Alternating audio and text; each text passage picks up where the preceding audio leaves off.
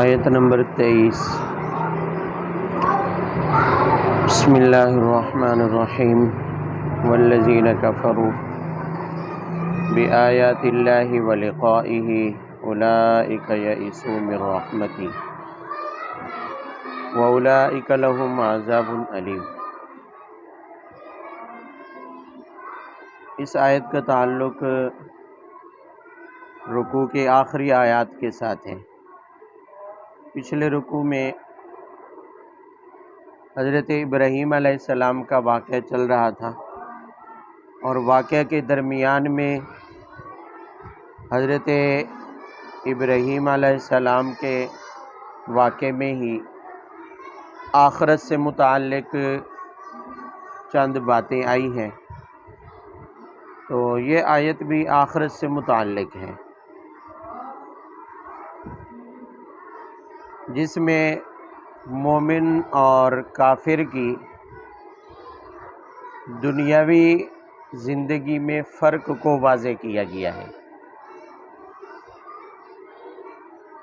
بھی مومن اور کافر میں چونکہ عقیدے اور نظریے کا فرق ہے کہ کافر کا عقیدہ اور نظریہ یہ ہوتا ہے کہ اللہ تعالیٰ کی تمام آیات کا وہ انکار کرتا ہے، حتیٰ کہ وہ آخرت کا بھی منکر ہوتا ہے۔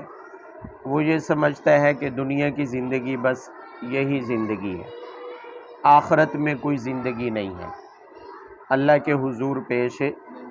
جبکہ مومن کا عقیدہ اور نظریہ یہ کہ وہ اللہ کی آیات پر ایمان رکھتا ہے، تو جب اللہ کی آیات پر ایمان ہے تو آخرت کو بھی مانتا ہے، اور یہ بھی عقیدہ ہے مومن کا، یقین ہے کہ اللہ کے حضور پیش ہونا ہے اور اپنے اعمال کا حساب و کتاب۔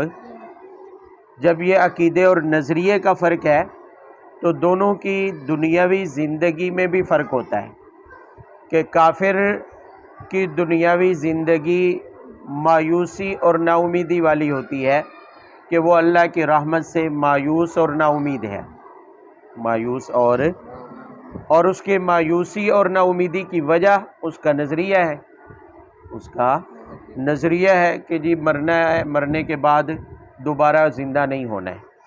اب اس پر بھی وہ مایوس ہے کہ دنیا کی زندگی ختم ہو جائے گی، دنیا کی موجیں کیا ہو جائیں گی؟ ختم ہو جائیں گی، اور اس سے بھی مایوس ہے کہ آخرت میں میرے لیے کچھ نہیں ہے، دوبارہ پیدا ہی نہیں ہونا ہے، پیدا ہی۔ تو وہ اللہ کی رحمت سے دنیا میں بھی محروم ہے، نا امید ہوتا ہے، مایوس ہوتا ہے، اور آخرت کے اعتبار سے بھی کیا ہوتا ہے؟ مایوس۔ لیکن مومن کی زندگی، چونکہ اس کا عقیدہ اور نظریہ ہے کہ دنیا کی زندگی تو عارضی ہے، دنیا کی نعمتیں اور نفع جو ہیں یہ کیا ہے؟ عارضی ہیں، اصل زندگی تو آخرت کی زندگی ہے۔ اس لیے مومن اللہ کی رحمت سے مایوس نہیں ہوتا، ایمان والا اللہ کی رحمت سے نا امید نہیں ہوتا، کیونکہ اس کا یقین ہوتا ہے کہ میں جو کچھ یہاں نیک اعمال کر رہا ہوں اس کا بدلہ مجھے آخرت میں ملے گا۔ اور کافر اگر اچھے کام کرے بھی تو اس کا یہ نظریہ ہی نہیں ہے کہ آخرت ہے، آخرت میں اعمال کا کوئی بدلہ ملنا ہے، جزا اور سزا ہونی ہے۔ تو اس لیے بنیادی طور پر مومن اور کافر میں یہ جو فرق ہے، یہ فرق بھی یہ اس بات کی دلیل ہے، علامت ہے کہ انسان کے لیے بہر صورت یہی نظریہ بہتر ہے کہ وہ آخرت میں دوبارہ زندگی کو تسلیم کرے، آخرت میں دوبارہ زندہ ہونے کو تسلیم کرے، کیونکہ تسلیم نہ کرنے کی صورت میں دنیاوی زندگی ہی مایوسی والی ہے، دنیاوی زندگی ہی نا امیدی والی ہے۔ حالانکہ یہ دنیا کی زندگی ایسی نہیں ہے کہ اس کو مایوسی اور نا امیدی میں گزار دیا جائے، مایوسی اور نا امیدی میں گزار دیا جائے، تو بہتر یہ ہے کہ بندہ بجائے اس کے کہ ایسا عقیدہ اور نظریہ اپنائے جس سے نا امیدی پیدا ہوتی ہو، دنیا میں باوجود منافع اور نعمتوں کے ملنے کے بندہ پھر بھی نا امید اور مایوس رہے اللہ کی رحمت سے، یہ عقیدہ اور نظریہ ہی غلط ہے جو مایوسی کو پیدا کرتا ہے، جو نا امیدی کی بنیاد بنتا ہے۔ فما كان جواب قومه الا ان قالوا اقتلوه او حرقوه فانجاه الله من النار۔ واقعہ ابراہیم علیہ السلام کا ہی چل رہا ہے، واقعے کا دوسرا حصہ۔ جب ابراہیم علیہ السلام نے شرک کی تردید پر دلائل بیان کیے اور توحید پر دلائل بیان کیے جو کہ آخرت کے دلائل سے پہلے گزر چکے ہیں، اور آخرت کے اوپر دلیلیں قائم کی، تو فما کان جواب قومہ، قوم کے پاس کوئی جواب نہیں تھا، قوم کے پاس۔ تو نتیجہ کیا نکلا کہ ابراہیم علیہ السلام نے جب دیکھا کہ اب قوم کسی طرح بھی ماننے اور سمجھنے کے لیے تیار نہیں ہے، تو وہ مشہور واقعہ ہے کہ ابراہیم علیہ السلام نے کلاڑا اٹھایا اور بتوں کو توڑ ڈالا، وہ جو مورتیاں جن کی عبادت کرتے تھے ان کو توڑ ڈالا۔ قوم نے پکڑا، گرفتار کیا اور وقت کے بادشاہ نمرود کے سامنے پیش کر دیا، اور نمرود وہ تو خود ہی اپنے آپ کو انا ربکم الاعلی کہتا تھا کہ میں ہی بڑا کیا ہوں، رب ہوں، میرے علاوہ تو کوئی بڑا خدا ہے ہی نہیں۔ جب ابراہیم علیہ السلام نے اس کے سامنے اللہ کا تذکرہ کیا، توحید کا تذکرہ کیا، تو وہ پہلے ابراہیم علیہ السلام سے بحث کرنے لگا، کہنے لگا کہ تیرا رب کون ہے، تیرا رب کون ہے؟ ابراہیم علیہ السلام نے کہا کہ میرا رب وہ ہے جو زندہ کرتا ہے اور مارتا ہے، یعنی زندگی اور موت کا مالک ہے، زندگی اور موت کا اختیار اس کے پاس ہے۔ تو وہ کہنے لگا یہ تو میں بھی کر سکتا ہوں، یہ تو میں بھی کر سکتا ہوں۔ کیسے؟ کہ اس نے 2 قیدیوں کو بلایا جن کی سزا موت طے ہو چکی تھی، ایک کو آزاد کر دیا اور ایک کو گردن اڑوا دی ایک کی، اور کہا کہ دیکھو ایک کو میں نے کیا ہے موت دے دی ہے اور دوسرے کو میں نے کیا دے دی ہے، زندگی۔ ابراہیم علیہ السلام نے دیکھا کہ یہ ہے خود ذہن، تو ابراہیم علیہ السلام نے دلیل بدل دی اور کہنے لگے کہ میرا رب تو وہ ہے جو مشرق سے روزانہ سورج کو نکالتا ہے، اور اگر تو برابری کا دعوے دار ہے تو پھر مغرب سے نکال کر دکھا۔ تو فبہت الذی کفر، قرآن میں ہے کہ جب یہ دلیل ابراہیم علیہ السلام نے دی تو وہ مبہوت اور حیران ہو گیا، خاموش ہو گیا۔ تو فما کان جواب قومی، اسی کے بارے میں قرآن کہہ رہا ہے کہ اللہ تعالیٰ فرماتے ہیں کہ جب ابراہیم علیہ السلام نے مضبوط دلائل دیے اور دلائل کے ساتھ شرک کی تردید کی تو قوم کے پاس کوئی جواب نہیں تھا، تو نمرود نے فیصلہ کیا، کہنے لگے کہ اقتلوہ او حرقوہ، کہ یا تو اس کو قتل کر دیتے ہیں یا پھر ان کو کیا کر دیتے ہیں، جلا دیتے ہیں، یا پھر کیا کر دیتے ہیں۔ بھئی جب مخالف کے پاس دلائل نہ ہوں، کوئی حجت باقی نہ رہے، لیکن مخالف طاقتور ہو، تو پھر اس کا آخری حربہ طاقت کے زور پر دبانا ہوتا ہے اپنے سامنے والے فریق کو، طاقت آزماتا ہے، وہ ظلم پر اتر آتا ہے۔ تو یہاں بھی ایسا ہی ہوا کہ ابراہیم علیہ السلام اکیلے اور ایمان لانے والے 2 افراد، حضرت لوط اور آپ کی زوجہ جو حضرت اماں سارہ تھی، اس کے علاوہ کوئی اور ایمان نہیں لایا۔ تو بظاہر ابراہیم علیہ السلام افرادی اعتبار سے بھی کمزور تھے اور حکومت طاقت کے اعتبار سے سیاسی طور پر بھی کیا تھے، کمزور۔ تو انہوں نے پھر ظلم آزمانے کا فیصلہ کیا اور مشورے ہونے لگے کہ ابراہیم علیہ السلام کو آگ میں کیا کر دیا جائے، جلا دیا جائے۔ چنانچہ نمرود نے اعلان کیا اور کئی مہینوں تک لکڑیاں جمع ہوتی رہیں، کئی مہینوں تک لکڑیاں جمع ہوتی رہیں، اور جب لکڑیاں جمع ہو گئی، آگ جلائی گئی، تو اس آگ کی تپش اتنی دور تک جاتی تھی کہ قریب جا کر ابراہیم کو آگ میں ڈالنا ان کے لیے ممکن نہیں رہا، اس لیے انہوں نے آگ سے دور اونچے مینار تعمیر کیے، پھر ان میناروں کے ساتھ رسیاں باندھ کر ابراہیم علیہ السلام کو ان رسیوں کے ذریعے، جیسے جھولا ہوتا ہے ایسے جھولے کے ذریعے پھینکا گیا آگ کے اندر۔ وہ مینار آج بھی موجود ہیں عراق کے کسی علاقے میں، مجھے اب علاقے کا نام نہیں یاد رہا، شاید کہ میرے خیال میں کہیں نیٹ پر سرچ کریں تو بھی کسی نے دکھائے ہوں گے ویڈیو میں ضرور۔ تو ابراہیم علیہ السلام کو جب آگ میں پھینکا گیا تو فانجاہ اللہ من النار، اللہ تعالیٰ نے اس آگ کو کیا کر دیا، ٹھنڈا کر دیا۔ اب آگ میں تاثیر تو کیا ہے، جلانا، آگ کا اثر تو کیا ہے، جلانا، لیکن آگ ٹھنڈی ہو گئی اور ابراہیم علیہ السلام اس کے اندر جلے نہیں۔ اس پر وہ اعتراض کہ بھلا یہ کیسے ہو سکتا ہے کہ ہم تو دیکھتے ہیں کہ آگ جلاتی ہے، بس آگ جلاتی ہے، آگ ہو اور جلائے نہ، بھلا یہ کیسے ہو سکتا ہے؟ ملحدین عام طور پر اس پر اعتراض کرتی ہیں۔ تو اس کا اصولی جواب تو وہی ہے کہ ہر چیز میں، دنیا کی جتنی بھی چیزیں ہیں، ہر چیز کی جو تاثیر ہے، یہ تاثیر بھی تو اللہ کی پیدا کی ہوئی ہے۔ بھئی آگ جلاتی ہے، آگ کیا ہے؟ جلاتی ہے، جلانے والی یہ تاثیر آگ میں کس نے پیدا کی ہے؟ تو وہ اللہ آگ میں جلانے والی تاثیر جو پیدا کر سکتا ہے، وہ اس تاثیر کو جدا بھی کر سکتے ہیں، جدا بھی کر سکتے ہیں۔ چنانچہ اللہ جل شانہ نے جتنی بھی دنیا کی اشیاء ہیں، ہر چیز کے اندر جو طاقت ہے، جو تاثیر اور اثر رکھا ہے، وہ حقیقت میں اس چیز کا اثر خود اس کی چیز کی وجہ سے نہیں ہے، خود وہ چیز مؤثر نہیں ہے، بلکہ مؤثر حقیقی ہر چیز میں کون ہے؟ اللہ تعالیٰ۔ بھی ہم بخار کے علاج کے لیے گولی کھا رہے ہیں، زخم کے علاج کے لیے مرہم لگا رہے ہیں، تو گولی کے اندر بذات خود تاثیر نہیں ہے کہ وہ بیماری کو کیا کر دے؟ ٹھیک کر دے۔ بعض اوقات بیماری معلوم ہوتی ہے، اس کی دوائی بھی معلوم ہوتی ہے، وہی دوائی دی جاتی ہے، کوئی مریض اس سے ٹھیک ہو جاتا ہے، کوئی مریض اس سے ٹھیک نہیں ہوتا۔ تو اس کا مطلب یہ ہے کہ کسی بھی دنیا کی چیز میں جو تاثیر ہے یہ اس کی ذاتی نہیں ہے، بلکہ اللہ کی طرف سے ہے، اور اللہ جب چاہے اس تاثیر کو جدا بھی کر سکتا ہے، اللہ جب چاہے اس کے اثر کو زائل بھی کر سکتا ہے۔ تو آگ کے اندر جلانے والی تاثیر یہ اس کی ذاتی تاثیر نہیں ہے، اللہ چاہے تو اس کو جدا بھی کر سکتا ہے، چنانچہ اللہ تعالیٰ نے جدا کر دی وہ تاثیر، اور آگ ایسی ٹھنڈی ہو گئی کہ اس کے جلانے والی کیفیت ہی ختم ہو گئی۔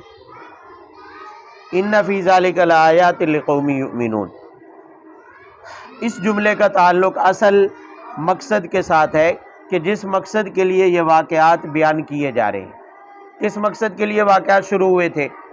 مشرکین مکہ کی تنبیہ کے لیے اور مسلمانوں کی تسلی کے لیے، کہ مسلمان مکہ چھوڑ رہے ہیں ظلم کی وجہ سے، ظلم کی وجہ سے، اور ظلم و ستم کی وجہ سے پریشان ہیں، اور مشرکین مکہ ظلم سے باز نہیں آ رہے، تو انہیں تنبیہ کرنے کے لیے اور مسلمانوں کو تسلی دینے کے لیے کہ ظالم ماضی میں بھی ظالم ہی رہے، ظلم کرتے رہے، لیکن اللہ جل شانہ حالات کو پلٹنے والے ہیں۔ جیسے ماضی میں اللہ تعالیٰ نے ابراہیم علیہ السلام کو نمرود اور اس کی قوم کے ظلم سے نجات عطا فرمائی، اسی طرح اللہ تعالیٰ تمہیں بھی مشرکین مکہ کے ظلم سے کیا کریں گے؟ نجات عطا فرمائیں گے، کامیاب تم ہی ہوو گے، اگرچہ ابراہیم کی طرح تمہاری تعداد تھوڑی ہی کیوں نہ ہو۔ وقال انما اتخذتم من دون اللہ اوثانا مودۃ بینکم فی الحیاۃ الدنیا ثم یوم القیامۃ یکفر بعضکم ببعض ویلعن بعضکم بعضا ومأواکم النار وما لکم من ناصرین۔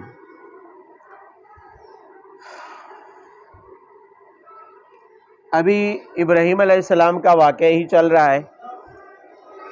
پچھلی آیت کے آخر میں کہا کہ ان فی ذلک لآیات لقوم یؤمنون، کہ ابراہیم علیہ السلام کا آگ میں ڈالا جانا، پھر اس آگ کا ابراہیم کو نہ جلانا، اور ابراہیم علیہ السلام کا صحیح سالم نکل آنا، اور ابراہیم علیہ السلام کا کامیاب ہونا، ان کے ہاتھوں ابراہیم کو شکست نہ ہونا، اور اللہ تعالیٰ کا انہیں نجات دینا، اس کے اندر مسلمانوں کے لیے نشانیاں ہیں، مسلمانوں کے لیے نشانیاں ہیں۔ ابراہیم علیہ السلام کے صرف اس معاملے میں نشانیاں نہیں ہیں کہ اللہ تعالیٰ نے انہیں آگ سے کیا دے دی؟ نجات دے دی۔ ابراہیم علیہ السلام کی ہر بات جو انہوں نے قوم سے گفتگو کی، قوم کے ساتھ توحید کے دلائل پر بحث و مباحثہ کیا، یا اسی طرح شرک کی تردید پر جو باتیں کی ہیں، ہر بات میں مسلمانوں کے لیے عبرت ہے۔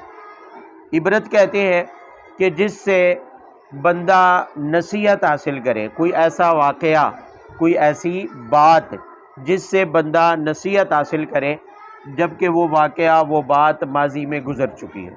تو ابراہیم علیہ السلام کی ہر بات ایسی ہے کہ مسلمانوں کے لیے عبرت اور نصیحت ہے۔ مشرکین کے لیے عبرت ہے بہی معنی کہ ان کے لیے تنبیہ ہے کہ جیسے ابراہیم علیہ السلام کے مقابلے میں آنے والے ظالم باقی نہیں رہے، تم بھی اسی طرح باقی نہیں رہو گے۔ اور یہ ایک حقیقت ہے کہ قوت، طاقت، دولت اور حکومت، یہ دیتے اللہ تعالیٰ ہیں۔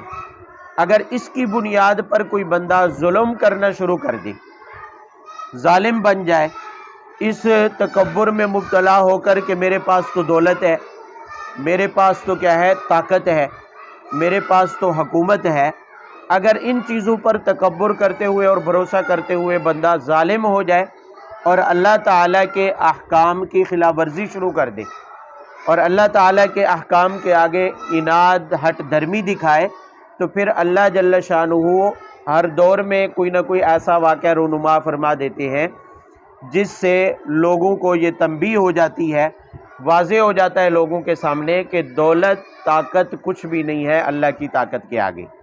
جیسے ابراہیم علیہ السلام اور نمرود کا واقعہ آپ کے سامنے ہے۔ بعین ہی اسی طرح، چونکہ یہ مسلمانوں کو سنانا مقصود تھا، بعین ہی اسی طرح ابتداءً مسلمانوں اور مشرکین مکہ کے ساتھ بھی ہوا کہ مشرکین مکہ غزوہ بدر میں مقابلے میں آئے، تعداد میں زیادہ ہیں، طاقت میں کیا ہے، زیادہ ہیں، اس کے باوجود غزوہ بدر میں کیا کھا گئے، شکست، غزوہ بدر میں شکست ہو گئی۔ اور مسلمان باوجود بے سر و سامان ہونے کے، باوجود کمزور ہونے کے، باوجود قلت تعداد کے بھی مسلمان کیا رہے، کامیاب رہے۔ لیکن جب غزوہ احد میں گئے، تو پھر غزوہ احد میں مسلمانوں کی تعداد خاطر خواہ تھی، 700 کے قریب تھے، اور ان کی تعداد 3000 ہے، لیکن مسلمانوں کی طرف سے غزوہ بدر کی بنسبت کچھ نہ کچھ تیاری بہتر تھی اور باقاعدہ لڑائی کی نیت سے گئے تھے۔ غزوہ بدر میں تو لڑائی کی نیت ہی نہیں تھی، غزوہ بدر میں تو قافلہ تجارت کو پکڑنے گئے تھے، اور غزوہ احد میں تو باقاعدہ لڑائی اور جنگ کی تیاری سے گئے تھے۔ تو کہیں نہ کہیں سے یہ بات کسی نہ کسی کے دل میں آتی رہی کہ بھی اب تو ہم باقاعدہ تیاری کے ساتھ آئے ہیں، 313 بے سر و سامان تھے تو ہم نے انہیں پچھاڑ دیا، آج تو نہیں چھوڑیں گے انہیں، آج تو فتح ہماری یقینی ہے۔ تو اس موقع پر بظاہر کیا ہو گئی، باوجود ہے کہ جنگ جیت چکے تھے، لیکن اس کے باوجود اچانک پاسا پلٹا اور جنگ میں بظاہر شکست ہو گئی، نقصان اٹھانا پڑا، 70 صحابہ کرام شہید ہو گئے، 70 کے قریب صحابہ کرام کیا ہو گئے، شہید ہو گئے۔ اتنے ہی کفار مردار ہوئے تھے غزوہ بدر میں، 70 کے قریب۔ تو یہاں اللہ تعالیٰ نے وہی سمجھا دیا مسلمانوں کو کہ یہ دماغ سے نکال دیں کہ فتح اور کامیابی اور کامرانی کا تعلق طاقت کے ساتھ ہے، فتح اور کامیابی کا تعلق طاقت کے ساتھ ہے نہیں ہے، بے سر و سامان ہو بھلا، لیکن اللہ کی ذات پر بھروسہ اور اللہ کی ذات پر ایمان کامل ہونا چاہیے۔ یقین اگر اللہ کی ذات پر ہو تو پھر طاقت کوئی معنی نہیں رکھتی ہے، پھر اسلحہ اور اسباب کوئی معنی نہیں رکھتے، جیسے غزوہ بدر میں ہوا۔ اور غزوہ احد میں چونکہ بھروسہ اپنی تیاری پر ہونے لگا تھا تو اللہ نے فوراً سمجھا دیا کہ اپنی تیاری اور طاقت کے اوپر، اسباب کے اوپر کبھی بھی بھروسہ نہ کریں۔ اگر میدان میں اس بنیاد پر اتریں گے کہ ہمارے پاس اسباب اور طاقت ہے تو پھر اس بنیاد پر کبھی بھی میدان تمہارے ہاتھ میں نہیں رہے گا۔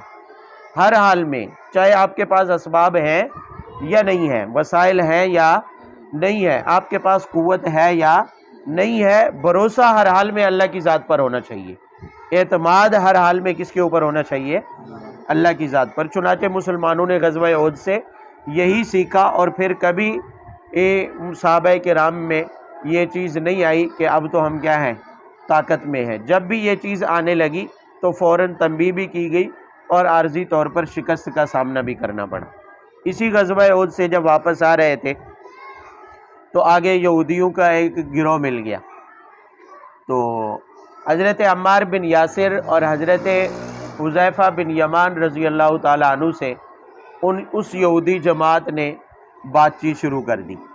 اب یہودی تو خوش تھے، انہیں خبر مل چکی تھی کہ غزوہ احد میں مسلمانوں کو کیا ہو چکی ہے، شکست ہو چکی ہے۔ اگرچہ تب تک یہود معاہدے کے تحت مسلمانوں کی طرف تھے، مدینہ کے دفاع میں مسلمانوں کے ساتھ تھے، لیکن در پردہ مشرکین مکہ کے ساتھ ان کی ساز باز جاری تھی، اور در پردہ نفرت اور بغض وہ تو ان کے سینے میں موجود تھا۔ تو انہوں نے یہاں اپنی خوب بڑاس نکالی اور حضرت عمار بن یاسر اور حذیفہ بن یمان رضی اللہ عنہما سے کہنے لگے کہ ہم نہیں کہتے تھے کہ یہودی مذہبی برحق ہیں. یہودی مذہبی کیا ہے؟ اگر محمد صلی اللہ علیہ وسلم کا لایا ہوا دین برحق ہوتا اور محمد نبی برحق ہوتے تو انہیں شکست کیوں ہوتی غزوہ احد میں؟ شکست ہونا تو دلیل ہے اس بات کی کہ اللہ کی مدد ان کے ساتھ ہے، اور جب اللہ کی مدد نہیں ہے تو پتہ چلتا ہے کہ یہ نبی برحق. اگر برحق نبی ہوتے، برحق دین ہوتا تو اللہ کی مدد ہوتی ان کے ساتھ. یہ انہوں نے اپنے دل کی بھڑاس نکالی. لیکن حضرت عمار بن یاسر رضی اللہ عنہ نے ان کا منہ بند کروانے کے لیے ان سے سوال کیا کہ تم یہ بتاؤ کہ پھر تمہارے اس برحق دین میں جسے تم برحق کہہ رہے ہو، اس بندے کا کیا حکم ہے جو معاہدہ کر کے توڑ دے؟ جو معاہدہ کر کے. تو وہ یہودی سارے مل کے کہنے لگے کہ ہمارے مذہب میں معاہدہ کر کے پھر اس معاہدے کو توڑ دو نا، یہ تو بے غیرتی اور بے شرمی کی بات ہے. بے غیرتی اور بے شرمی کی بات ہے. تو پھر عمار بن یاسر نے کہا سنو، میں نے رسول اللہ صلی اللہ علیہ وسلم سے معاہدہ کر لیا ہے کہ میں موت تک ان کی اتباع کروں گا. میں موت تک ان کی کیا کروں گا؟ اتباع کروں گا. تو لہٰذا اب تمہارے ہی فتوے کے مطابق میں یہ معاہدہ توڑ کے بے غیرتی اور بے شرمی کا فتویٰ اپنے اوپر نہیں لگوانا چاہتا، میں تو یہ معاہدہ جاری رکھوں گا. اور حضرت حذیفہ بن یمان رضی اللہ تعالیٰ عنہ نے فرمایا کہ رضیت باللہ ربا وبالاسلام دینا، میں تو اللہ کے رب ہونے پر کیا ہوں؟ راضی ہوں. اسلام کے دین ہونے پر کیا ہوں؟ راضی ہوں. وبالقرآن اماما، اور قرآن کے رہنما ہونے پر کیا ہوں؟ راضی ہوں. اور وبالمؤمنین اخوانا، اور مومنین کے اپنے بھائی ہونے پر مجھے کیا ہے؟ فخر ہے. لہٰذا میرے سامنے تمہارے یہ طعن و تشنیع اور شبہات نہیں چلیں گے. تو یہ اعتماد ہونا چاہیے، یہ اعتماد ہونا چاہیے. شکست کھا کے آ رہے ہیں لیکن اعتماد ایسا ہے کہ باوجود ان کی مضبوط طعن و تشنیع کے آگے سے جواب بھی اس سے بڑھ کر مضبوط دے رہے ہیں، جس سے یہ جھلک آ رہا ہے کہ ان کے اندر اعتماد کتنا ہے. اتنا مضبوط اعتماد اور بھروسہ اللہ کی ذات کے اوپر ہو تو تب کامیابی ملتی ہے. اور اللہ تعالیٰ نے یہ کئی مواقع پر کئی واقعات پہلے بیان کر کے سمجھایا ہے، جیسے کہ یہاں ابراہیم علیہ السلام کا واقعہ سمجھایا گیا کہ طاقت اور قوت کچھ بھی نہیں ہے. اب ایک طرف پوری حکومت ہے، ان کے پاس سرمایہ بھی ہے، لشکر بھی ہیں، فوجیں بھی ہیں، اور پوری قوم اور خاندان ایک طرف ہے، اور ایک طرف اکیلے ابراہیم علیہ السلام ہے. اور اللہ تعالیٰ نے انہوں نے آگ میں جلایا، ختم کرنے کے پلان بنائے لیکن ختم نہیں کر سکے. اللہ تعالیٰ نے جو کا تو محفوظ رکھا ابراہیم علیہ السلام کو. ان کے مظالم کے آگے ابراہیم علیہ السلام بھی نہیں جھکے اللہ کی ذات پر بھروسے اور اعتماد کی وجہ سے. تو اللہ تعالیٰ بار بار یہ سمجھانا چاہتے ہیں کہ ان فی ذلک لآیات لقوم یؤمنون، ایمان رکھنے والوں کے لیے اس میں بہت بڑی کیا ہے؟ نشانی ہے. وقال انما اتخذتم من دون اللہ اوثانا، آگے چونکہ یہ فرمایا کہ نشانیاں ہیں تو اسی تعلق سے آگے ابراہیم علیہ السلام کے کچھ وہ دلائل جو انہوں نے شرک کی تردید میں کہے تھے. شرک کی تردید میں حضرت ابراہیم علیہ السلام نے شرک کی تردید میں بہت ہی دلچسپ دلیل دی ہے. فرمایا کہ انما اتخذتم من دون اللہ اوثانا مودۃ بینکم فی الحیات الدنیا. حضرت ابراہیم علیہ السلام نے انہیں کہا کہ دیکھو بات سنو کہ یہ جو معبودان باطلہ ہیں، یہ جو مورتیاں ہیں، تم نے کسی اپنے بڑے بزرگ کی مورتی بنا رکھی ہے، کسی سابقہ انبیاء میں سے کسی نبی کی مورتی بنا رکھی ہے. یہ جو معبودان باطلہ تم نے گھڑے ہوئے ہیں، دنیا میں تم اور ان معبودان باطلہ کی پوجا کے درمیان قدر مشترک یہ ہے کہ تم اپنا محبت کا تعلق قائم رکھ رہے ہو. محبت کا تعلق نہیں سمجھ آئی بات کہ بھئی ان کے ہاں ہوتا یہ تھا کہ شرک کی ابتدا کیسے ہوئی. آپ نے پہلے پڑھا اور سنا ہے کہ جب کوئی بزرگ ان کا فوت ہوتا ہے، نوح علیہ السلام کے زمانے میں جب پہلی دفعہ شرک شروع ہوا تو وہ کیا کرتے تھے کہ اس کی تصویر بنا لیتے تھے جو یادگار کے طور پر رکھ لی جاتی تھی. کس لیے؟ کیونکہ وہ سمجھتے تھے کہ یہ ہمارے بڑے بزرگ نیک تھے تو ان کے ساتھ عقیدت اور محبت کی وجہ سے بطور یادگار کے ان کی تصویریں بنا لیتے.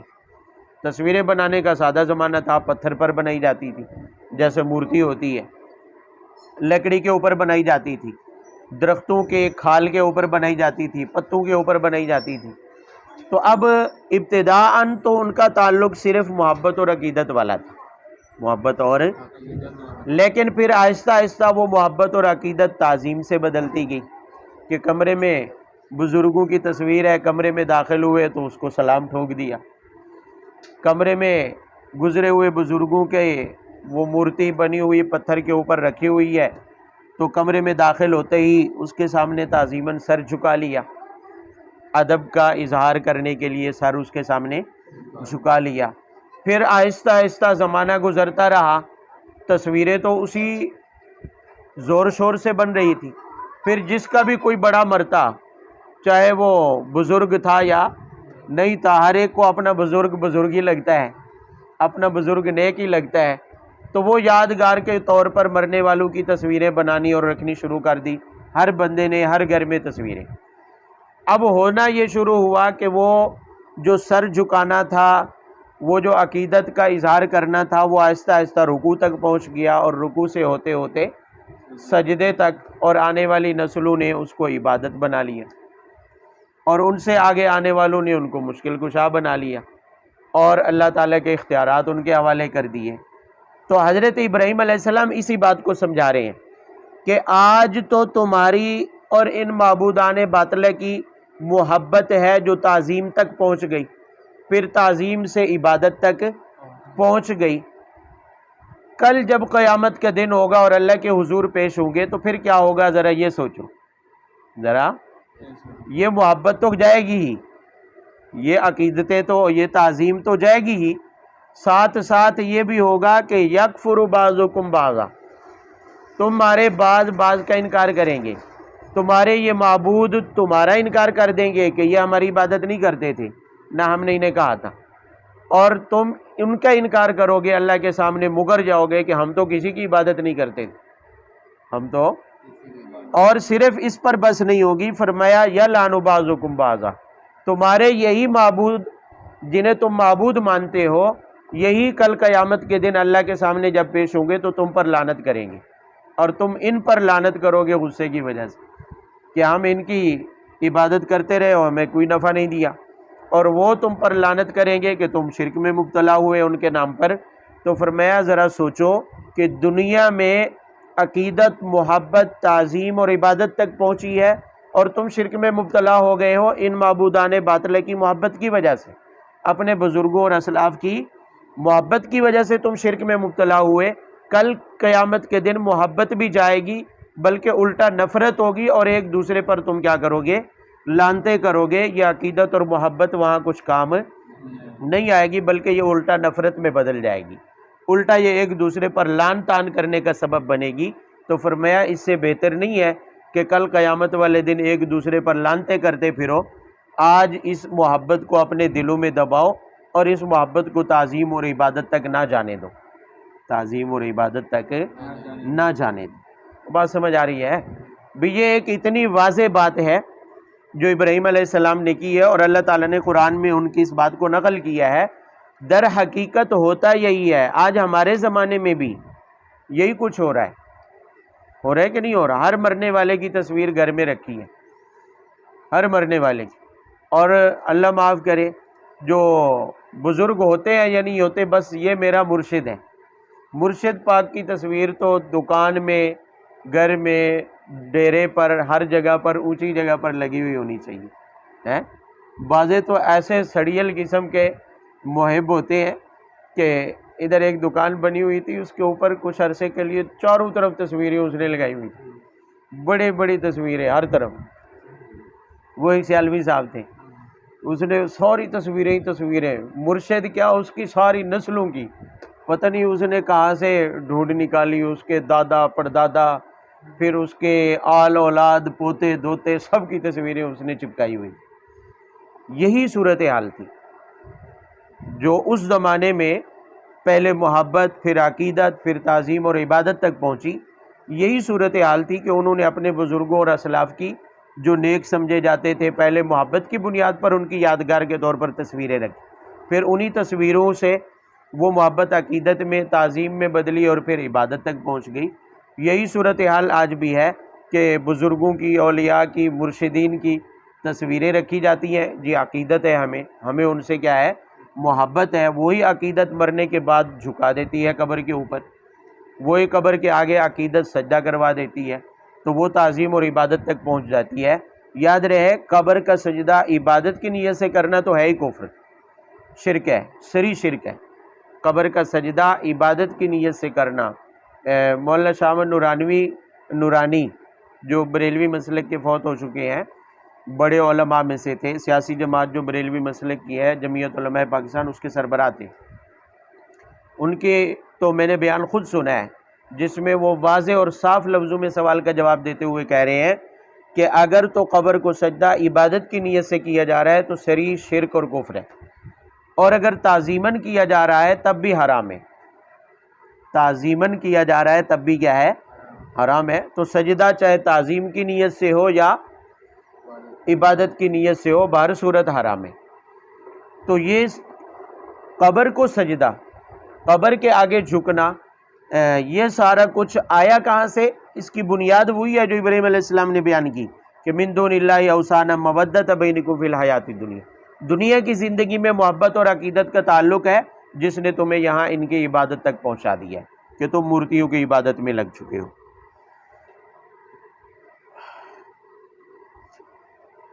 وَمَأْوَاكُمُ النَّارُ وَمَا لَكُم مِّن نَّاصِرِينَ، فرمایا انجام یہی ہوگا کہ ایک دوسرے پر لعنتیں اور نفرت کا اظہار کرنے کے بعد تمہارا ٹھکانہ جہنم ہوگا، اور جہنم سے بچانے والا کوئی مددگار بھی نہیں ہوگا۔ جنہیں تم اپنا مددگار سمجھتے ہو کہ غوث پاک بچا لیں گے، میرا مرشد صحیح مجھے کیا کرے گا، بچا لے گا، کوئی وہاں بچانے والا نہیں ہوگا سوائے اللہ تعالیٰ کی ذات کے۔ فآمن له لوط وقال انی مہاجر الی ربی انہ هو العزیز الحکیم۔ ابراہیم علیہ السلام کا بقیہ واقعہ ہے کہ جب قوم نے جلانا چاہا، قتل کرنا چاہا، تو وہ اس پر قادر نہ ہوئے، اللہ تعالیٰ نے بچایا۔ تو حضرت ابراہیم علیہ السلام پر مردوں میں سے صرف لوط ایمان لائے۔ یہاں اماں سارہ کا بیان نہیں کیا ہے، اس لیے کہ وہ عورت ہے، خواتین میں سے ہیں، اور گھر کی خواتین میں سے ہیں، خود حضرت ابراہیم علیہ السلام کی زوجہ ہیں، اس لیے ان کو یہاں شمار نہیں کیا گیا۔ مردوں میں سے چونکہ لوط بھتیجے ہیں رشتے میں، تو مردوں میں سے جو ایمان لائے انہی کا ذکر کیا گیا کہ مردوں میں حضرت ابراہیم علیہ السلام پر ایمان لانے والے صرف کون ہیں؟ لوط علیہ السلام ہے، ان کے علاوہ کوئی اور ایمان نہیں لائے۔ تو ابراہیم علیہ السلام نے جب یہ صورتحال دیکھی اور اللہ کی طرف سے حکم ہوا، تو ابراہیم علیہ السلام ہجرت کرنے کے لیے تیار ہو گئے اور کہنے لگے انی مہاجر الی ربی، میں اپنے رب کی طرف کیا کرنے والا ہوں؟ ہجرت کرنے والا ہوں۔ رب کی طرف اس لیے کہا کیونکہ جانے والے تو فلسطین اور شام کے علاقے میں تھے۔ رب کی طرف ہجرت کرنے کا مطلب یہی ہے کہ میں اپنے رب کے حکم سے ہجرت کرنے والا ہوں، میرا رب جہاں حکم دے گا میرے لیے مدد وہیں پر ہے۔ یہاں میں تھا، رب کا حکم تھا تو میری اللہ نے مدد کی ہے، میرا رب میرے ساتھ تھا، اور اگر میں ہجرت کروں گا اپنے رب کے حکم سے تو میں جہاں بھی ہجرت کر کے جاؤں گا تو وہیں میرا کیا ہوگا؟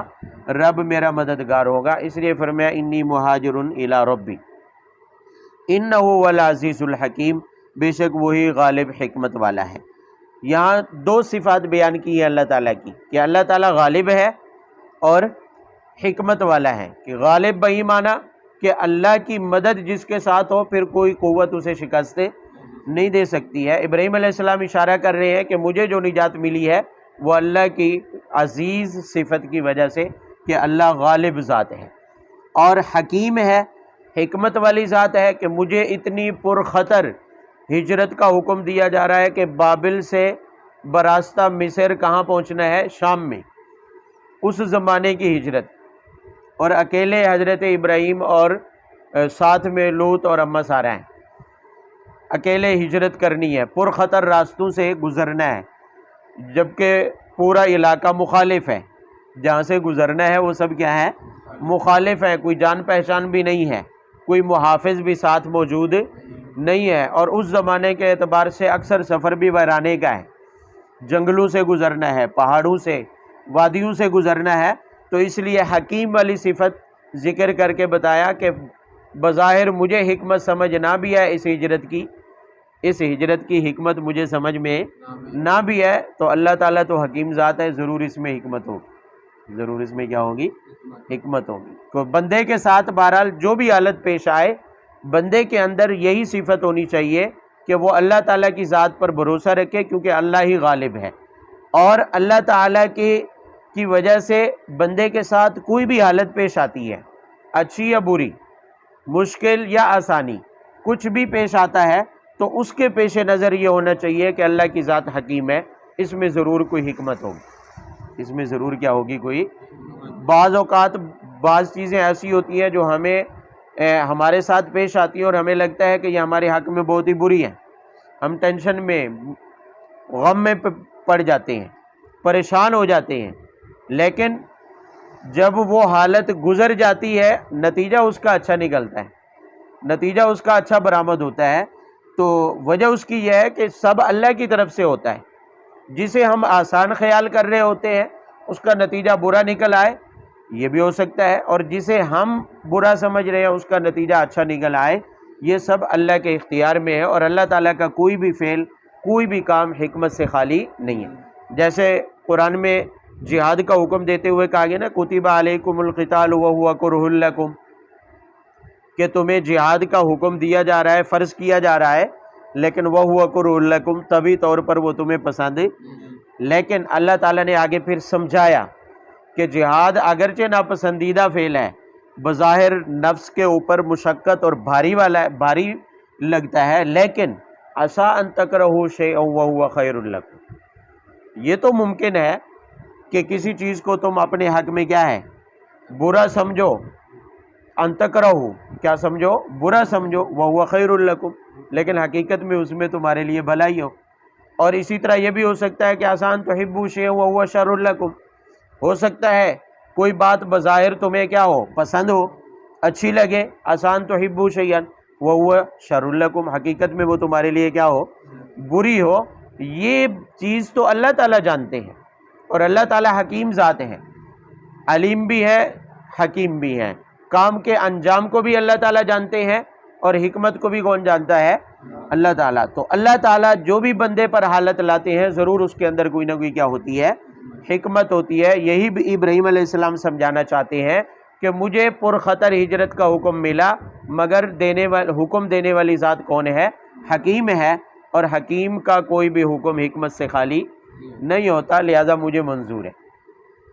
وَوَهَبْنَا لَهُ إِسْحَاقَ وَيَعْقُوبَ وَجَعَلْنَا فِي ذُرِّيَّتِهِ النُّبُوَّةَ وَالْكِتَابَ وَآتَيْنَاهُ أَجْرَهُ فِي الدُّنْيَا وَإِنَّهُ فِي الْآخِرَةِ لَمِنَ الصَّالِحِينَ۔ یہ اس واقعے کا بالکل خلاصہ ہے۔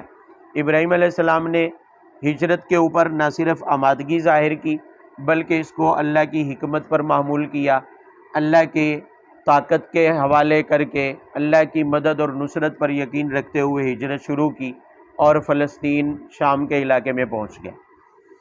اب اللہ تعالیٰ نے ابراہیم علیہ السلام کو اتنی آزمائشوں سے گزارا، پرخطر ہجرت جیسی آزمائش سے بھی گزارا، تو اس کا انعام کیا ملا؟ اس کا نتیجہ ابراہیم کے حق میں کیا نکلا؟ قوم کے پاس تھے بابل شہر میں تو بھی خطرات میں گھرے رہے، مشکلات میں، ہجرت کی تو ہجرت بھی بڑا کٹھن اور مشکل سفر تھا، اور درمیان میں آزمائش میں بھی پڑے کہ وہ ایک مصر کا بادشاہ جس نے حضرت اماں سارہ کے اوپر دست درازی کی کوشش کی برائی کے ارادے سے، وہاں سے بھی اللہ تعالیٰ نے مدد کی اور وہاں سے بھی محفوظ ہو کر نکلے۔ تو جب فلسطین میں پہنچے تو اتنی مشکلات کے بعد انعام کیا ملا؟ آسانیاں کیا ملی؟ حکمت کیا تھی؟ تو اس کے اندر حکمت یہ تھی جو آگے آیت میں بیان ہوئی ہے، کہ حکمت یہ تھی کہ یہاں چونکہ خطرات تھے، مخالفین تھے، ابراہیم علیہ السلام کو سکون کے لمحات میسر نہیں تھے، اللہ تعالیٰ نے جب ان مشکلات سے نکالا تو پھر ابراہیم علیہ السلام پر انعامات کی بھی بارش کر دی۔ کیسی؟ کہ اللہ تعالیٰ فرماتے ہیں کہ ہم نے سب سے پہلے ابراہیم کو حضرت اماں سارہ سے بیٹا دیا، جن کا نام کیا تھا؟ اسحاق، اور وہ اللہ کے نبی بنے، اور ان کے بعد یعقوب علیہ السلام ان کے بیٹے، جو اللہ کے نبی بنے، اور پھر یعقوب علیہ السلام کے بعد، یعقوب علیہ السلام کے یعقوب کی اولاد میں ہم نے نبوت اور کتاب کا علم رکھ چھوڑا، کیا کر دیا؟ جعلنا، مقرر کر دیا کہ اب یعقوب کے بعد ابراہیم علیہ السلام، ان کے بیٹے اسحاق اور ان کے بیٹے یعقوب، اس کے بعد تو انبیاء اکثر حضرت عیسیٰ علیہ السلام تک آئے ہی یعقوب کی اولاد میں، اور پھر آخری پیغمبر آئے تو بھی حضرت ابراہیم علیہ السلام کی اولاد میں سے آئے ہیں۔ تو اللہ تعالیٰ فرماتے ہیں کہ ہم نے ابراہیم علیہ السلام کو اس انعام اور اکرام سے نوازا جو کسی اور کو میسر نہیں ہوا اس کائنات میں، کہ ابراہیم علیہ السلام کی ان مشکلات کے بعد انہیں انعام اللہ کی طرف سے یہ ملا کہ قیامت تک کے لیے نبوت ابراہیم علیہ السلام کے اولاد سے نہیں نکلے گی، قیامت تک کے لیے نبوت ابراہیم علیہ السلام کی اولاد سے نہیں نکلے گی۔ بھئی حضرت اسحاق سے آگے ہزاروں انبیاء بنی اسرائیل آئے، عیسیٰ علیہ السلام تک سارے حضرت اسحاق کی اولاد میں، اسحاق ابراہیم علیہ السلام کے بیٹے ہیں، اور پھر دوسرے بیٹے حضرت اماں ہاجرہ سے اسماعیل پیدا ہوئے، ان سے اللہ تعالیٰ نے جو نسل آگے چلائی ہے ان میں آخری پیغمبر حضرت محمد رسول اللہ صلی اللہ علیہ وسلم پیدا ہوئے جو قیامت تک جن کی نبوت برقرار رہے گی۔ کوئی سوال کرے آپ تو خاتم النبیین ہیں، آپ پر تو نبوت ختم ہو گئی۔ بھئی ختم نبوت کا یہ معنی ہرگز نہیں ہے کہ نبوت ختم ہو گئی، بات سمجھ آ رہی ہے؟ نبوت کیا ہو گئی؟ ختم ہونے کا مطلب یہ نہیں ہے کہ اب نبوت ہے ہی نہیں، اب ہم بغیر نبوت کے چل رہے ہیں۔ بھئی ختم نبوت کا مطلب یہ ہے، ختم نبوت کا مطلب یہ ہے کہ نبوت پہلے جو انبیاء کے پاس تھی، دیگر انبیاء کے پاس تھی، وہ ساری نبوتیں جمع ہو کر کامل طور پر آپ صلی اللہ علیہ وسلم کی ذات میں کیا کر دی گئی؟ جمع کر دی گئی۔ ساری نبوتیں آپ کی ذات میں کیا کر دی گئی؟ جمع کر دی گئی، اور ایسی کامل نبوت آپ کو عطا ہوئی کہ وہ قیامت تک جاری رہے گی۔ وہی نبوت قیامت تک کیا رہے گی؟ یہی وجہ ہے کہ آپ کے بعد کسی اور نبی کی ضرورت نہیں ہے، کیونکہ آپ پر ساری نبوتیں جمع کر کے کیا کر دی؟ نبوت کامل کر دی، اور کامل طور پر نبوت آپ کے حوالے ہو گئی، اور آپ کی نبوت اتنی کامل ہے کہ جس کی روشنی قیامت تک رہے گی۔ یہی وجہ ہے کہ اس کے بعد کسی اور نبی کی ضرورت نہیں ہے۔ یہ معنی ہے ختم نبوت کا کہ آپ کے بعد نبی اس لیے نہیں آئے گا کہ اب نبوت کی ضرورت نہیں رہی، اب نبوت کی حاجت ہے۔ آپ کی نبوت اتنی کامل ہے کہ اس کا نفع، اس کی ضرورت قیامت کے دن تک برقرار رہے گی، تب تک کسی اور نبی کے آنے کی ضرورت ہی محسوس نہیں ہوگی، اور الحمدللہ ایسا ہی ہے، اور یہ تب تک جاری رہے گا جب تک کہ قیامت قائم، کیونکہ آپ نے پڑھا ہے قیامت تب قائم ہوگی جب کوئی اللہ کا نام لینے والا باقی، اور جب تک اللہ کا نام لیا جا رہا ہے سمجھے نبوت کے فوائد کیا ہیں؟ باقی ہیں۔ جہالت کلی طور پر کبھی بھی غالب نہیں آ سکتی، کیونکہ نبوت کامل ہے۔ اگر نبوت کامل نہ ہوتی تو پھر اس کا مطلب یہ ہوتا کہ جہالت کہیں نہ کہیں کیا آ جاتی؟ غالب، اور لوگوں کو دوسرے نبی کی کیا پڑ جاتی؟ ضرورت پڑ جاتی، جیسا کہ پہلے انبیاء کے زمانے میں ہوتا رہا۔ یہاں چونکہ نبوت کامل کر دی گئی ہے، اور کامل نبوت کی نشانی یہی ہے کہ اس کا اثر قیامت تک رہے گا، کسی اور نبی کے آنے کی ضرورت ہی محسوس نہیں ہوگی۔ ٹائم کیا ہوا ہے؟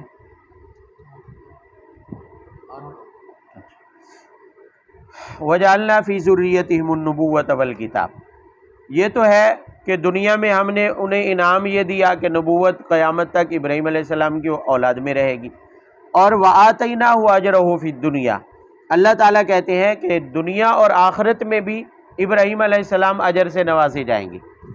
دنیا اور آخرت میں بھی اجر سے کیا ہے؟ دنیا میں اجر یہی ہے کہ پیشوائی ہمیشہ ان کی اولاد میں رہی۔ اس کائنات کے تمام مخلوقات جو قیامت تک آنے والی ہیں، سب کی رہنمائی اور قیادت کس کے حصے میں آئی؟ ابراہیم علیہ السلام کی اولاد کے حصے میں آئی۔ اور آخرت میں فرمایا لمن الصالحین، ابراہیم علیہ السلام یقیناً صالحین میں ان کا شمار ہوگا، نیک لوگوں میں ان کا کیا ہوگا؟ شمار ہوگا۔ بھئی صالحین کے پھر مراتب مختلف ہیں۔ صالحین صرف غیر نبی ولی کو نہیں کہتے، صالح نبی کو بھی کہتے ہیں، انبیاء بھی صالحین میں داخل ہیں، لیکن پھر مراتب مختلف ہیں۔ ایک مرتبہ نبوت والا ہے صالحین کا، اور ایک مرتبہ جو ہے نبوت کے بعد امت کے دنیا کے باقی صالحین اور نیک لوگوں کا ہے۔ تو ابراہیم علیہ السلام ان نیک لوگوں کے مرتبے میں شمار ہوں گے جو انبیاء کا مقام و مرتبہ ہے۔ پھر انبیاء کے مقام و مرتبے میں بھی صرف نبی نہیں ہے بلکہ ابو الانبیاء ہیں، ابو الانبیاء، ہزاروں انبیاء کے باپ ہیں حضرت ابراہیم علیہ السلام، تو یہ کوئی کم مرتبہ نہیں ہے، بڑا مقام و مرتبہ ہے۔ وَلُوطًا إِذْ قَالَ لِقَوْمِهِ إِنَّكُمْ لَتَأْتُونَ الْفَاحِشَةَ مَا سَبَقَكُمْ بِهَا مِنْ أَحَدٍ مِّنَ الْعَالَمِينَ أَإِنَّكُمْ لَتَأْتُونَ الرِّجَالَ وَتَقْطَعُونَ السَّبِيلَ وَتَأْتُونَ فِي نَادِيكُمُ الْمُنكَرَ فَمَا كَانَ جَوَابَ قَوْمِهِ إِلَّا أَنْ قَالُوا ائْتِنَا بِعَذَابِ اللَّهِ إِن كُنتَ مِنَ الصَّادِقِينَ۔ کیونکہ سابقہ اقوام کے واقعات لائے جا رہے ہیں مسلمانوں کی تسلی کے لیے اور مشرکین مکہ کی تنبیہ کے لیے، تو اسی سلسلے میں قوم لوط کا واقعہ لایا جا رہا ہے کہ جب لوط علیہ السلام ہجرت کر کے حضرت ابراہیم علیہ السلام کے ساتھ فلسطین میں تشریف لائے تو اللہ تعالیٰ نے انہیں نبوت عطا کر کے قوم امورہ کی طرف نبی بنا کر بھیجا۔ امورہ نامی بستی تھی، وہاں پر آباد لوگوں کے پاس، یہ غالباً یمن کے کسی علاقے میں، یمن کے آس پاس ایک بستی کا نام تھا، جہاں پر موجودہ دنیا کے نقشے پر جہاں بحیرہ مردار ہے وہاں پر یہ بستی جو ہے موجود تھی۔ آج کل وہاں سمندر ہے، وہاں پر پانی ہے، جھیل سی بن چکی ہے۔ تو وہاں حضرت لوط علیہ السلام کو بطور نبی کے بھیجا گیا۔ اس قوم کے اندر کیا برائیاں تھیں، اس قوم کے اندر کن بیماریوں کی اصلاح کے لیے لوط علیہ السلام بھیجے گئے، اس کا تذکرہ لوط علیہ السلام کی زبانی یہاں نقل کیا گیا۔ پہلی بیماری تو یہ تھی کہ لَتَأْتُونَ الْفَاحِشَةَ مَا سَبَقَكُمْ بِهَا مِنْ أَحَدٍ مِّنَ الْعَالَمِينَ۔ لوط علیہ السلام نے اس قوم سے جا کر کہا کہ تم ایسی بے حیائی میں مبتلا ہو کہ آج سے پہلے دنیا میں کسی نے یہ برائی اور بے حیائی کا ارتکاب، اس برائی میں واحد تم قوم ہو کہ پہلی دفعہ مبتلا ہوئے ہو۔ وہ برائی کیا ہے؟ فرمایا اِنَّكُمْ لَتَأْتُونَ الرِّجَالَ وَتَقْطَعُونَ السَّبِيلَ، کہ تم عورتوں کو چھوڑ کر مردوں سے فائدہ اٹھاتے ہو۔ عورتوں کو چھوڑ کر مردوں سے فائدہ اٹھانا لوط علیہ السلام کی قوم سے پہلے کسی قوم کے اندر یہ برائی نہیں تھی۔ یہ بدفعلی چونکہ پہلا فعل تھا اور وہ بھی قوم لوط کے اندر پیدا ہوا، تو یہ ان کی پہلی بیماری ہے۔ دوسری وَتَأْتُونَ فِي نَادِيكُمُ الْمُنكَرَ، وَتَأْتُونَ فِي نَادِيكُمُ ایسے بے حیا اور اوباش لوگ جن کے اندر یہ بدفعلی والا فعل عام ہو جاتا ہے، تو پھر ان کی مجلسیں انہی برائیوں میں مصروف ہوتی ہیں۔ ان کی مجلسوں میں جو بڑے موضوعات ڈسکس ہوتے ہیں وہ یہی برائیاں ہوتی ہیں، ایسے اوباشوں کی مجلسیں ایسی ہوتی ہیں۔ تو حضرت لوط علیہ السلام نے کہا کہ تمہاری ایک برائی تو یہ ہے کہ تم اس بدفعلی کے مرتکب ہو، دوسرا یہ ہے کہ تم اپنی مجلسوں میں ان بدفعلیوں کا ذکر کرتے ہو، ان برائیوں کا کیا کرتے ہو؟ ذکر کرتے ہو۔ یعنی یہ برائیاں تو اپنی جگہ پر گناہ ہے ہی، بدفعلی تو اپنی جگہ پر کیا ہے؟ گناہ ہے، اور گناہ کا تذکرہ کرنا اور اس میں دلچسپی کا اظہار کرنا اور گناہ کو بیان کر کے اس سے لذت حاصل کرنا اور اپنی مجلسوں کا موضوع بنانا، یہ اس سے بھی بڑا جرم ہے، اس سے بھی بڑا کیا ہے؟ جو دلیل ہے اس بات کی کہ یہ بندہ جو گناہ سے لذت اندوز ہو رہا ہے، جو اپنی محفل کا موضوع سر عام گناہ کو بنا رہا ہے، گناہ کا تذکرہ فخریہ طور پر کرتا ہے، تو مطلب یہ ہے کہ اس کو اپنے گناہ کے گناہ ہونے پر کوئی شرمندگی بھی نہیں ہے، اس برائی کے برائی ہونے پر بھی شرمندگی۔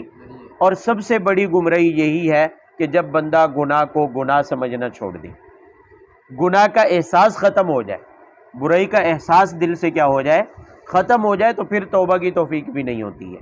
یہ سب سے بڑی برائی ہے۔ یوں کہہ لیں کہ برائی کی انتہا یہ ہے کہ بندے کو برائی نہ لگے، اپنی بدفعلی محسوس نہ ہو۔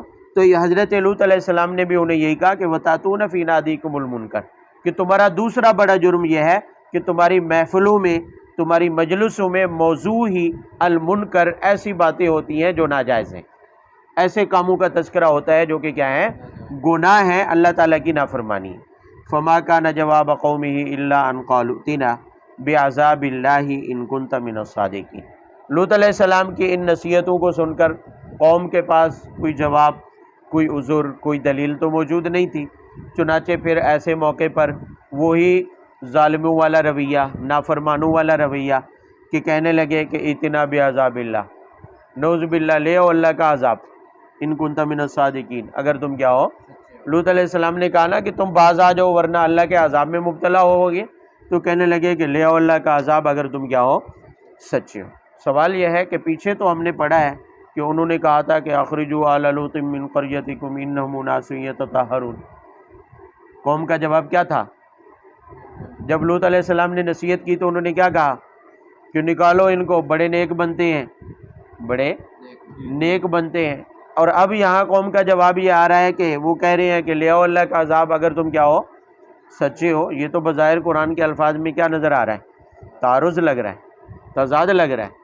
تو اس کا جواب بہت ہی آسان ہے کہ لوط علیہ السلام نے یقیناً نصیحت کوئی ایک بار تھوڑی کی ہوگی، وہ تو کئی بار کی ہوں گی نصیحتیں، پہلی مرتبہ تھوڑی ان کے اوپر عذاب آ گیا یا وہ عذاب مانگنا شروع ہو گئے۔ تو کسی موقع پر انہوں نے وہ جواب دیا جو پہلے 20ویں پارے کے آخر میں، آج 19ویں پارے کے آخر میں آیا کہ اخرجوا آل لوط من قریتکم، کہ انہیں نکالو یہ بڑے پاک بنتے ہیں، نیک بنتے ہیں۔ اور کسی موقع پر یہ جواب دیا ہوگا کہ لے آؤ وہ اللہ کا عذاب جس سے آپ ہمیں کیا کر رہے ہو، ڈرا رہے ہو۔ تو بہرحال یہ ان کی بڑی ڈٹائی ہے، اور اس کی ڈٹائی کی وجہ کیا ہے کہ گناہ کا گناہ ہونا اور برائی کا برائی ہونا بھی ان کے دلوں سے ختم ہو گیا تھا، اور وہ اس گناہ کو گناہ نہیں سمجھ رہے تھے۔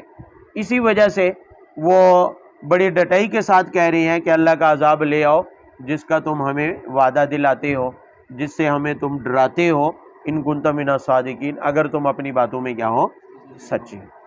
قال رب انصرنی علی القوم المفسدین، جب حضرت لوط علیہ السلام نے دیکھا کہ حد ہو گئی ہے ان کے ڈھیٹ پن کی، کہ اب یہ باز آنے والے نہیں ہیں، تو اللہ کے حضور ہاتھ اٹھائے کہ یا اللہ اب اس بد کردار قوم سے مجھے کیا عطا فرما، نجات عطا فرما، اب تو میری مدد کر، تیری مدد کے علاوہ میرے پاس اور کوئی راستہ موجود نہیں۔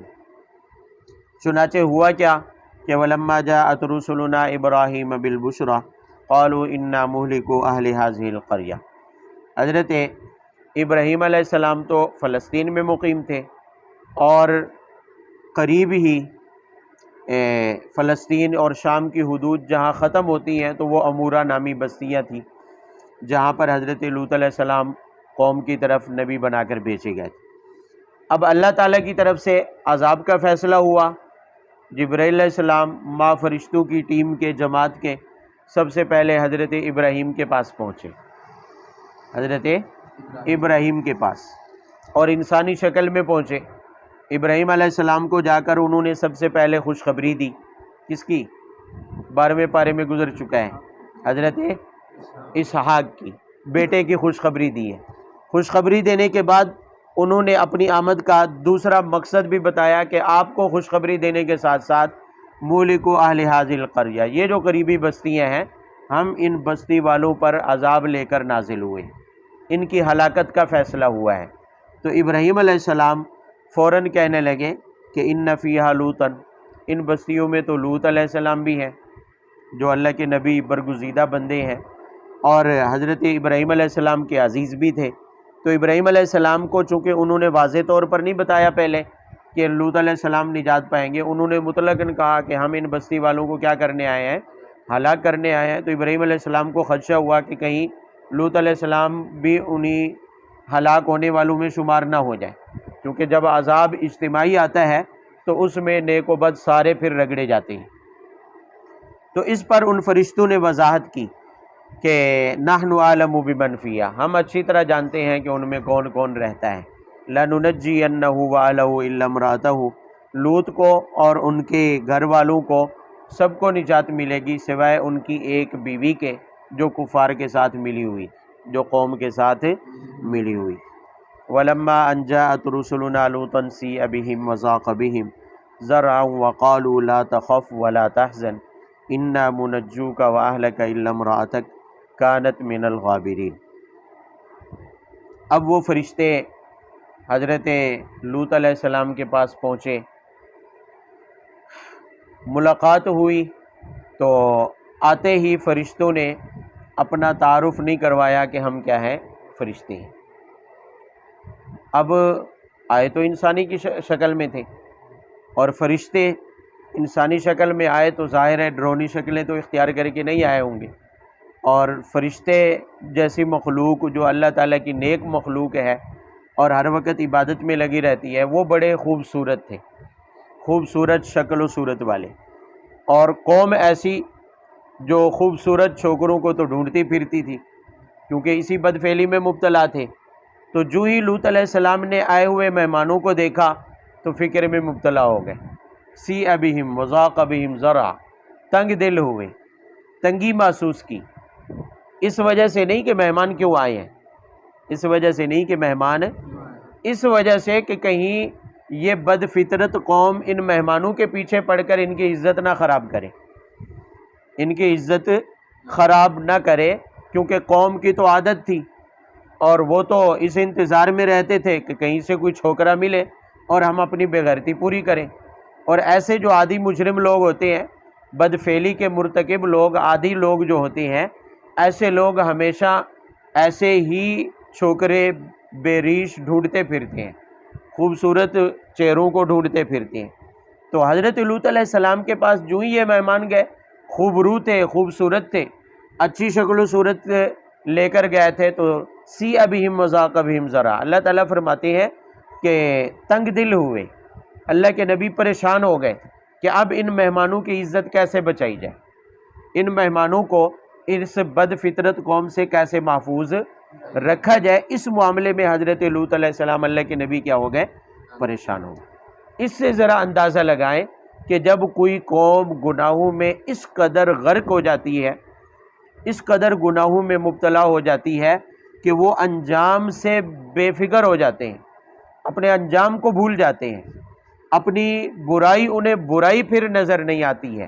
یہ گناہ کا اثر ہے، یہ گناہ کا اثر ہے کہ دل مر جاتا ہے، اور جب دل مر جاتا ہے تو پھر کوئی نصیحت اثر نہیں کرتی، پھر دنیا کا کوئی بڑے سے بڑا واقعہ، بڑے سے بڑی مشکل بھی پیش آ جائے تو پھر اس قوم کو آگاہ اور خبردار نہیں کر سکتی ہے، پھر وہ قوم اس بڑے سے بڑے واقعے اور حادثے سے بھی آگاہ اور خبردار نہیں ہوتی، بیدار نہیں ہوتی ہے۔ اس قوم کے ساتھ بھی یہی حالت ہوئی کہ اللہ کے نبی درمیان میں موجود ہے، اللہ کے نبی کی زبانی کی گئی نصیحتیں بھی ان کے اوپر اثر انداز نہیں ہو رہی، اور اللہ کے نبی اتنے مایوس ہو گئے اس قوم سے، اتنے مایوس ہو گئے کہ آئے ہوئے مہمانوں کے بارے میں کیا ہو رہے ہیں، فکر مند ہو رہے ہیں کہ ان مہمانوں کی عزتوں کو کیسے محفوظ کیا جائے، ان مہمانوں کی عزتوں کو۔ بھائی یہ ہمیں سنانا مقصود ہے، یہ ہمیں سنانا، یہ انسانی فطرت ہے کہ جب گناہوں کی وجہ سے، کثرت معاصی کی وجہ سے جب بندوں کے دل مردہ ہو جاتے ہیں تو وہ پوری قوم ایسی حالت میں ہو جاتی ہے کہ سب کے ضمیر اجتماعی طور پر مر جاتے ہیں، پھر کوئی بھی بڑے سے بڑا حادثہ انہیں خبردار، کوئی بڑے سے بڑا واعظ، کوئی بڑے سے بڑا مبلغ اور ناصح انہیں بیان کرتا رہے، نصیحتیں کرتا رہے، پھر وہ قوم اپنی برائی سے اور اپنی بدفعلیوں سے باز نہیں آتی، کوئی نصیحت ان کے اوپر اثر انداز نہیں ہوتی ہے۔ اس وقت مجموعی طور پر اگر ہم غور کریں تو ہماری قوم کی حالت بھی کچھ اچھی نہیں ہے، مسلمانوں کی حالت بھی کچھ اچھی نہیں ہے۔ کتنے بڑے حادثات آتے ہیں، کبھی کسی حادثے سے عبرت حاصل کی؟ ہزاروں لوگ زلزلے میں مارے گئے، ہزاروں لوگ، سینکڑوں لوگ سیلابوں میں بے گھر ہو جاتے ہیں، مکانات، فصلیں تباہ ہو جاتی ہیں، اور ظالم حکمران، مہنگائی، عجیب و غریب قسم کے حادثات اور مصائب کی اور مشکلات میں گرے ہونے کے باوجود کوئی نصیحت قوم کے اوپر اثر انداز، کسی مبلغ کی بات اثر انداز نہیں ہوتی، کسی عالم کی نصیحت اثر انداز نہیں ہوتی ہے، اپنی میں مگن ہے، اپنی میں لگے ہوئے ہیں، مہنگائی ہے، خودکشیوں تک پہنچے ہوئے ہیں، حالات جہاں تک آئے ہوئے ہیں، جتنی بھی مشکلات ہیں، اللہ کی طرف رجوع نہیں ہے، اللہ کی طرف رجوع نہیں ہے، اس لیے کہ ضمیر مر چکے ہیں، دل مردہ ہیں، اب وہ نصیحتوں کو قبول کرنے کے قابل نہیں رہے۔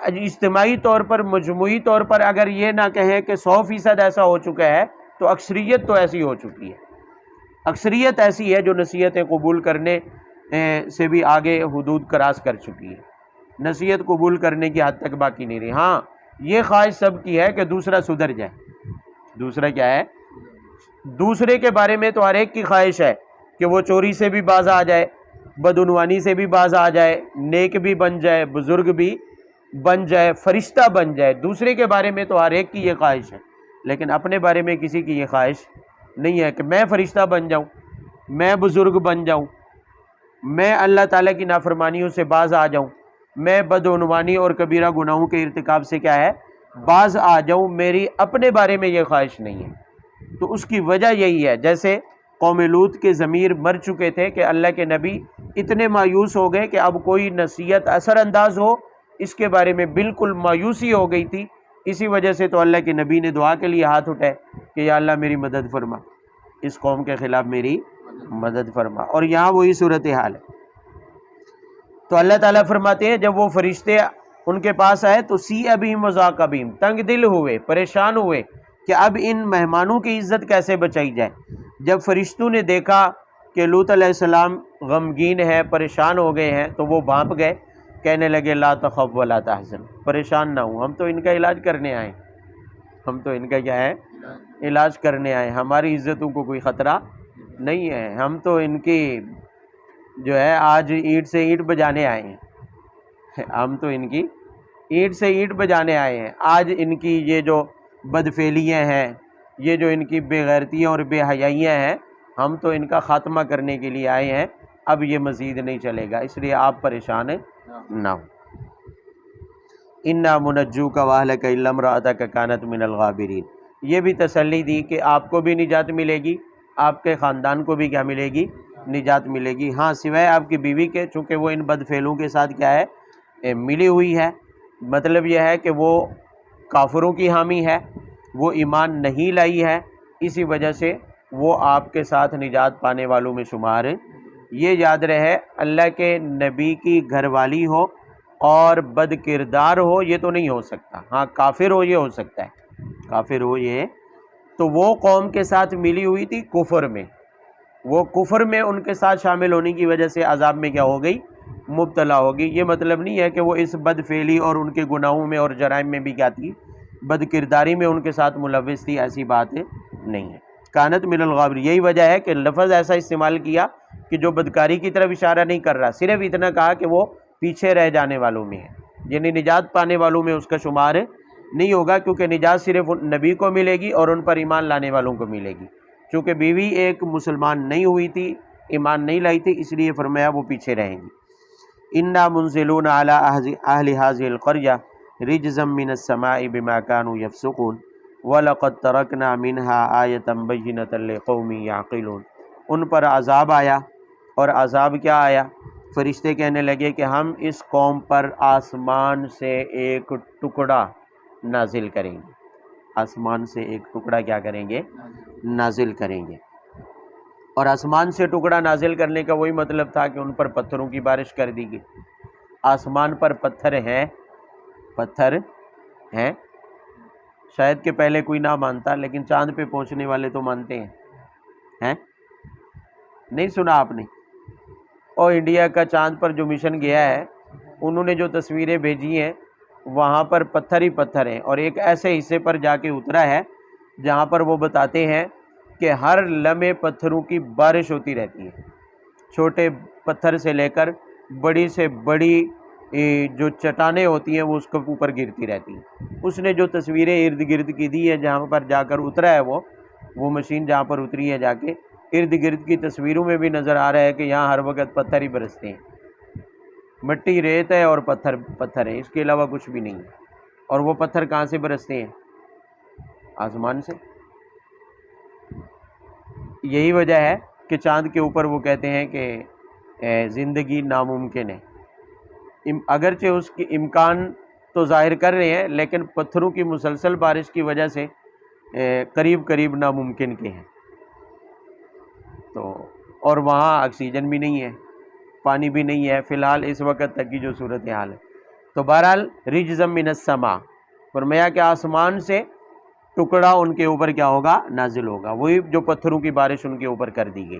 اور اللہ تعالیٰ نے ہماری اس زمین کو ایسے حادثات سے محفوظ رکھا ہوا ہے، ایسے حادثات سے محفوظ رکھا ہوا ہے۔ بھئی وہ سائنس میں شاید آپ لوگوں نے پڑھا ہوگا کہ ایک متعین مسافت پر، مجھے وہ کلومیٹر یاد نہیں ہے، زمین کے اوپر فضا میں گیسوں کی ایک ایسی تہ لگا دی گئی ہے، ایسا ایک زون بنا دیا گیا ہے جو بہت سارے خطرات سے اس زمین کی کیا کر رہا ہے؟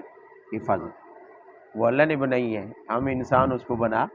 بعض اوقات آلودگی بڑھ جاتی ہے تو اس زون کے متاثر ہونے کا اندیشہ پیدا ہوتا ہے، جس کی وجہ سے انسانوں کو خطرہ لاحق ہو جاتا ہے۔ پھر یہ ماحولیاتی آلودگی کو ختم کرنے کے لیے بڑی بڑی کانفرنسیں کرتے ہیں کہ ماحولیاتی آلودگی کو کیا کیا جائے، کم کیا جائے، کہیں ایسا نہ ہو کہ وہ ہمیں زندہ رکھنے والی جو گیس زون بنائی گئی ہے اللہ تعالیٰ کی طرف سے، کہیں وہ طے ختم نہ ہو جائے۔ تو بہرحال ایک دن ختم تو ہوگی، جب اللہ تعالیٰ اس کائنات کو تباہ کرنا چاہیں گے، بگاڑنا چاہیں گے تو وہ ختم تو ہوگی، بنائی بھی اللہ نے ہے اور بگاڑے گا بھی وہی۔ تو بہرحال رجزم من السماء، جب اللہ نے ان کی تباہی کے بارے میں فیصلہ کیا تو پھر آسمان سے ٹکڑا، یعنی پتھروں کا ایک ٹکڑا آیا، پھر اس کے ٹکڑے کر کر کے ہر ایک کے اس قوم کے افراد میں سے ہر ایک فرد کے نام کے ساتھ اس کو پتھر کا وہ ٹکڑا جا کر لگا۔ اور عذاب کی کیفیت قوم لوط کی مختلف آئی ہیں قرآن پاک میں، اور بعض اسرائیلی روایات میں عجیب و غریب تفصیلات آئی ہیں۔ بہرحال دو باتیں قرآن پاک کے اشاروں سے جو معلوم ہوتی ہیں، ایک تو پتھروں کی بارش ہوئی، دوسرا یہ ہے کہ زمین نیچے سے ایسے پھٹی جیسے کہ زمین میں کوئی بم پھوڑ دیا گیا ہو، جیسے کوئی میزائل ایٹم بم زمین کے اندر دبا کر کیا کر دیا گیا ہو، اس کو پھٹا ہو، اور اتنا زوردار دھماکہ ہوا کہ ان کی پوری بستی کا جو ٹکڑا زمین کا تھا وہ فضا میں اوپر کو اچھل گیا، اور فضا میں بلند ہونے کے بعد اسی کو پھر الٹا کر کے زمین کے اوپر پٹخ دیا گیا، اور اس اوپر سے پتھروں کی بارش کر دی گئی، اور وہ زمین اتنی نیچے کو دھنس گئی کہ آج اس کی جگہ پر سمندر موجود ہے۔ تب سے وہ سمندر، وہ پانی وجود میں آیا جب سے اس قوم کے اوپر اللہ تعالیٰ کی طرف سے عذاب نازل ہوا ہے۔ اور وہ سمندر اتنا کڑوا ہے، اتنا گندا پانی ہے اس کا، کہ اس پانی کو پی کر کوئی بھی جاندار زندہ نہیں رہ سکتا ہے۔ کوئی پرندہ بھی اگر اس کو پی لے تو وہ زندہ نہیں رہ سکتا ہے، کوئی جاندار اس پانی کو پی کر زندہ نہیں رہ سکتا ہے۔ یہ اس قوم کی بدفعلی کی علامت ہے، ان کے عذاب کی نشانی ہے۔ تو اللہ تعالیٰ فرماتے ہیں قد ترکنا منہا آیۃ بینۃ، ہم نے ایک واضح نشانی چھوڑ دی، اس قوم کی ایک واضح نشانی کیا کر دی؟ وہی بحیرہ مردار، وہی سمندر، فرمایا ایک واضح نشانی چھوڑ دی، کس کے لیے؟ لقوم یعقلون، عقل والوں کے لیے، جو سمجھ رکھتے ہیں کہ جب اللہ تعالیٰ کی نافرمانیوں میں کوئی قوم اتنی غرق ہو جاتی ہے کہ اللہ تعالیٰ کی نصیحتیں، اللہ کے انبیاء کی باتیں ان پر اثر انداز ہونا چھوڑ دیتی ہیں، تو پھر ان لوگوں کا علاج اللہ تعالیٰ کی طرف سے عذاب کی صورت میں ہوتا ہے، جیسا کہ قوم لوط کے ساتھ ہوا ہے۔ اللہم اعاذنا اللہ من ہذہ